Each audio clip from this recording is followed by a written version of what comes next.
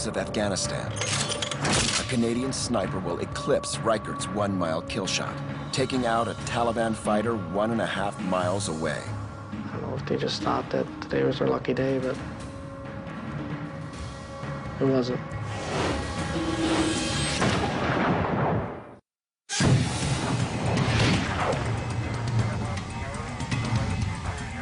The McMillan TAC-50 long-range sniper rifle. A 50 caliber round leaves the muzzle at 2,700 feet per second. A combination of power and accuracy, the TAC-50 is capable of taking out a vehicle 20 football fields away. The very first time I fired the TAC-50 was an awakening to know that there's something out there with that much power. How would I describe it? Probably an enemy's worst nightmare. The sniper, Rob Furlong, longest kill shot in history, 1.5 miles. March 2002. U.S. forces launch Operation Anaconda. The mission, destroy Al-Qaeda and Taliban forces in the Shah-e-Kot Valley.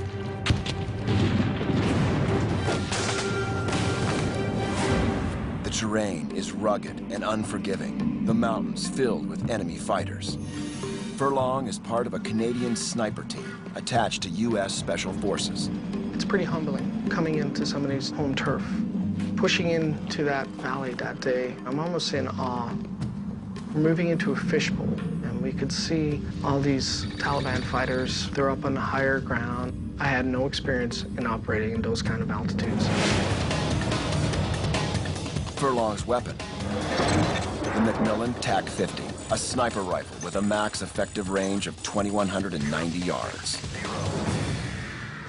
The very first target we engaged was 1,500 meters. That was the closest target we would engage during Operation Anaconda. We want to be close enough to target that we can guarantee one shot, one kill. But when you're shooting at a human-sized target at 1,500 meters, there's so many variables to take into place. Furlong works at elevations as high as 10,000 feet. The extreme altitude has a dramatic effect on long-range shots. Every 1,000 feet you go up, it's a whole new set of equations. Because the air's getting thinner. So therefore your muzzle velocities are increasing, your time of flight is actually shorter from the distance further down. Winds played a huge factor with our hit ratio, not a lot of one-round hits. Reason being is we're dealing with, at times I remember, at least 3 crosswinds, and you wait for that perfect moment. It's great if I can get the winds to die out, but how many times does 3 crosswinds die out? They don't.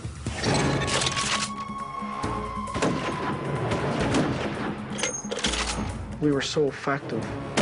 We'd shut down all resupply lines, and the guys who would try to use them would actually get down on their faces and crawl. Within a week, Furlong runs out of his Canadian-made ammo. We had somebody offer us American-made ammunition, and when we started using it, we noticed that it was a hotter round.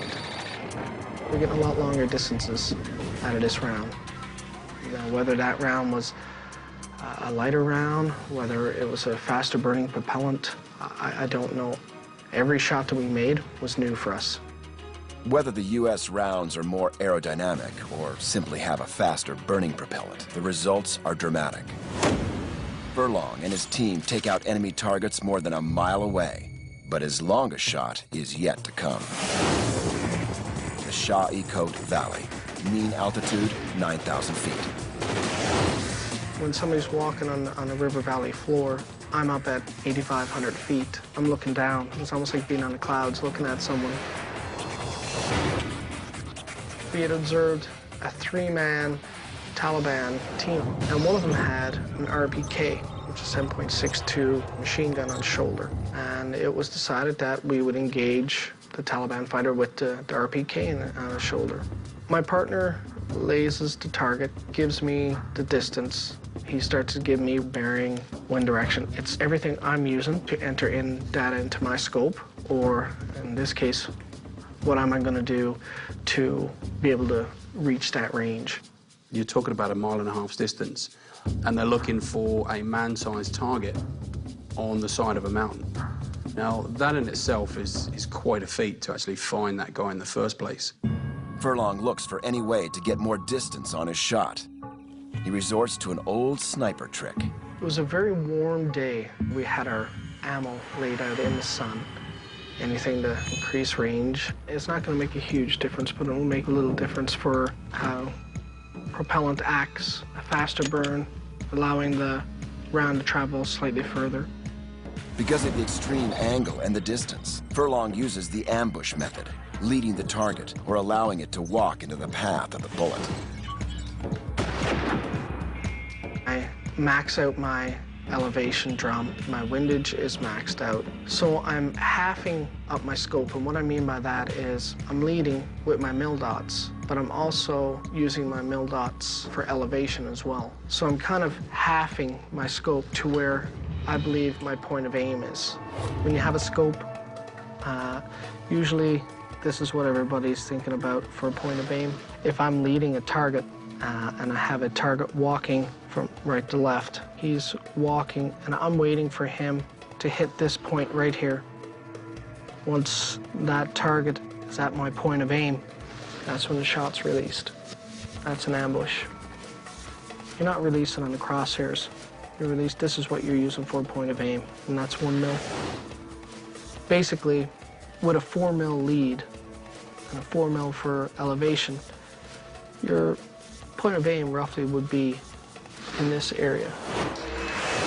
Furlong aims 4 mils, or roughly 15 feet above, and approximately 4 mils, or 15 feet to the left of his target. These holds compensate for bullet drop, wind, and spin drift.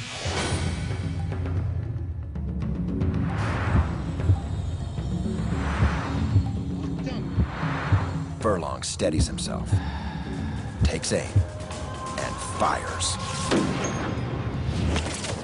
And for my partner, it's miss. Whatever reason, when dealing with the Taliban, they didn't show a lot of fear. You would shoot at them sometimes and they wouldn't even move. And they knew they were being shot at. Like the splash would hit by their feet or an object next to them. And I don't know if they just thought that today was their lucky day, but it wasn't. Furlong's spotter follows the vapor trail or swirl of the bullet on his first shot, then observes the splash or dirt kicked up by the round as it hits the ground.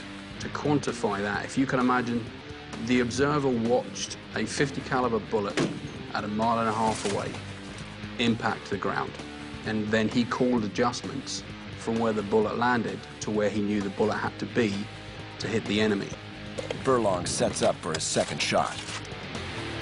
They go 3 different directions, not too far, roughly 20 to 30 feet where they scatter, but I can see him. Furlong fires his second shot.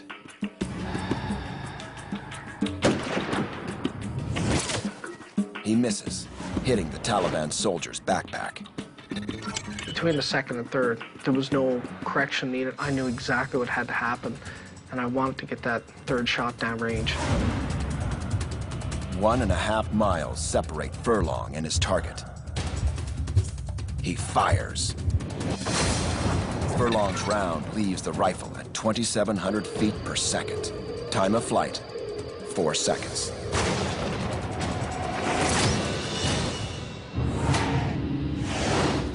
Target eliminated. I know he went down, but that's about it. If a 50 cal round hits you, you're not going to live to tell about it. It's a devastating round. When you're talking about a projectile going through you, that's roughly a little bit larger than your thumb.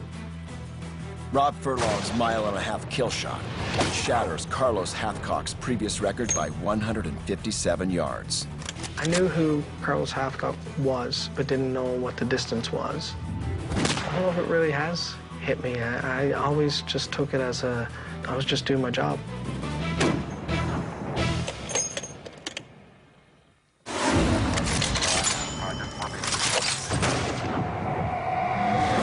Rob Furlong's record still stands today, but high in the mountains of Arizona, an ex-Navy SEAL tries to duplicate his shot from 1.5 miles.